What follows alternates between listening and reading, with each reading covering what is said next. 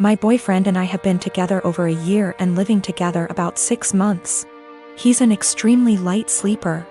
We never used to have problems, but I'm now on medicine that causes me to have more insomnia, so it's harder for me to fall asleep. Lately, we've gotten into fights because he's being absolutely unrealistic about any noise in general. I can't clear my throat quietly, sneeze or even yawn without him grumbling, groaning, or yelling at me at how loud I'm being. When I say yawn, I don't mean some exaggerated TV yawn, but literally the sound of me silently taking in and expelling air from my mouth 3-4x over the course of 2 hours sets him off. Sneezing is very rare and it's also quiet, but if I have to make any noise, I do it as silently as possible. But it's not enough for him. When I was extremely sick with the cold, he made me sleep on the couch because I was having a tough time sleeping without being able to actually blow my nose to breathe. But when he caught it a week later, I gladly let him sleep in the bed and help take care of him when he woke up in the night because he wasn't feeling well. I've argued with him multiple times that it's unfair for him to expect absolute silence and be mad over the air he hears from a yawn, but he just shuts me down and tells me to be quiet because I've disturbed him from being right on the edge of sleep. I understand that when you're half asleep you're particularly grumpy, we've all been there. But it winds me all the way up that I already constantly have to cater to the way he needs tons of space. Meaning I have to sleep pencil straight all night or on the side not facing him if I want to move my legs at all. And then this sound thing.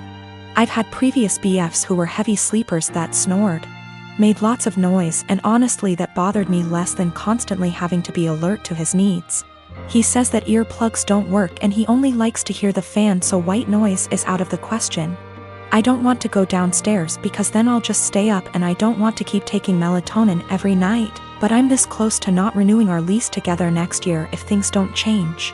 It also makes me feel like if we got married and had kids he'd just expect me to be up all the time dealing with the baby, so he can sleep, or complaining about his sleep, or if one of us was to have a chronic sickness that we'd have to sleep in different bedrooms, because of how selfish he is. This goes back 3 years when my mom and her girlfriend got engaged.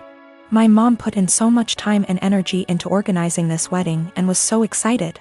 She sent out invites to all our family members for months in advance, and almost everyone confirmed they would be going. Barely a week before the wedding, she received several messages from aunts and uncles who said they won't be going because they had other commitments, despite confirming they'd be there months prior. One of my aunts, my grandma's sister, confronted my mom and said many weren't going because they still didn't agree with the fact that she was marrying a woman, including herself, because it went against her Christian views. Meanwhile, my hardcore Christian grandma was more than happy to walk my mom down the aisle. This upset my mom, but she tried not to let it ruin her wedding. I, however, was furious. Only my grandma, my mom's sister, a few cousins, and another aunt attended the wedding, while my stepmom's entire family came. What really pissed me off was that 2 weeks later, my cousin who lives in a totally different state celebrated her sweet 16, and everyone who made excuses about not going to my mom's wedding made the journey all the way over there and posted pictures all over Facebook.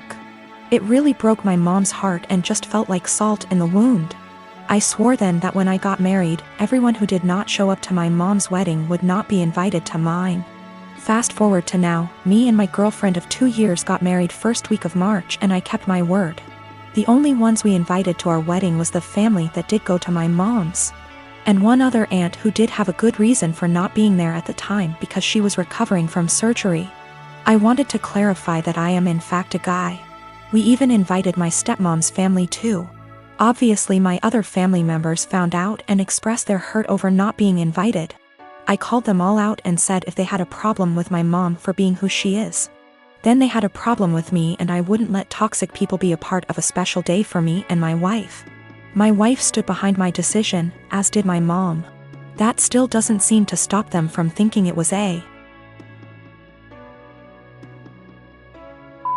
move and are turning it into a whole family drama because they think it was unfair to punish them for simply believing in something different. Wow. Thank you so much for all the love and support, everyone. I have been living with my new wife and stepdaughter for about 6 months now. She's 19, almost 20, and I have 3 sons aged 18, 16 and 15.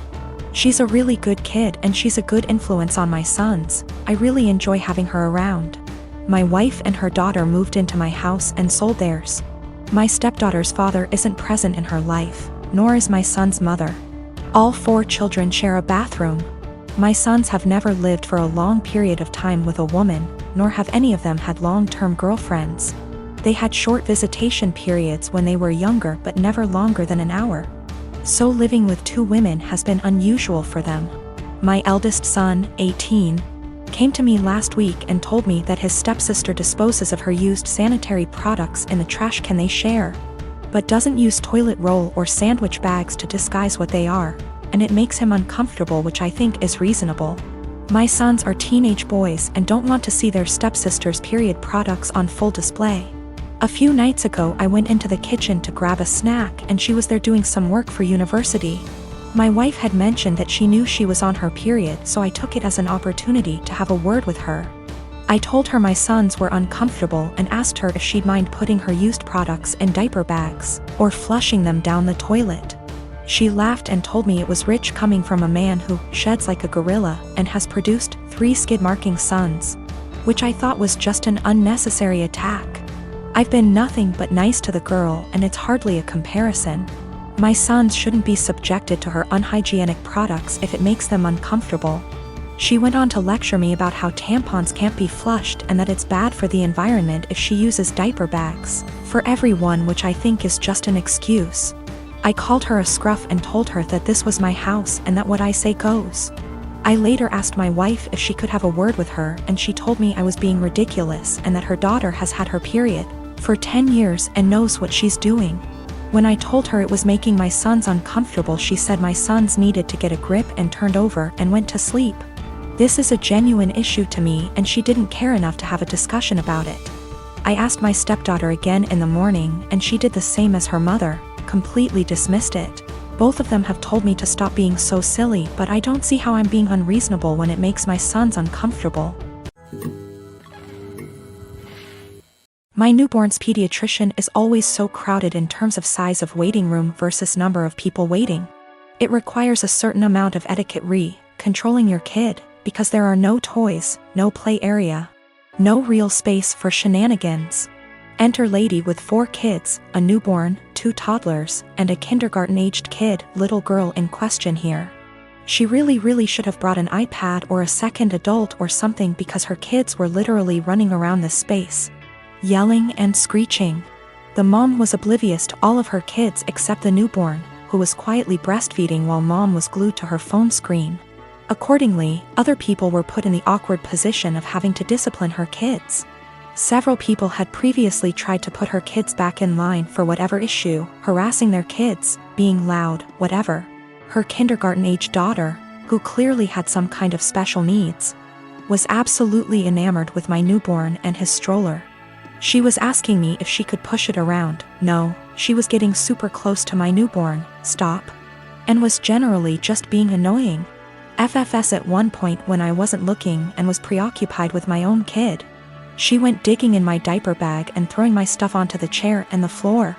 My newborn was really fussy because we were there for a sick visit and he wasn't feeling well. And I did not feel like entertaining some strange kid. I tried being polite about it. Sweetie, where's your mommy? Points to mom, ma'am. Points to kid. The lady would call her kid back, but the kid just kept coming back to me. Rinse and repeat. I told her she needed to stay with her mom. Little punk says I don't wanna and keeps trying to touch my son, my stroller, our stuff. Finally, I'm trying to fix a bottle of formula while holding a screaming baby and listening to this little girl like a broken record. Why is your baby crying? Why is your baby crying? Make him stop. I don't like that, and her annoying self knocks my bottle of formula off the table and into my stroller. So now I'm out formula, kid still screaming, and I have a huge mess that I don't have a great way to clean up. I'm at my wit's end. I raise my voice at this kid. Look what you did. I am not your babysitter. You are bothering me. Get out of my face. People looked at me like I was the biggest on earth. A lady speaking Spanish actually did call me a the little girl starts crying. I'm not apologizing. The mom confronts me. I tell her she should have been watching her kid and that's the hill I'm prepared to die on.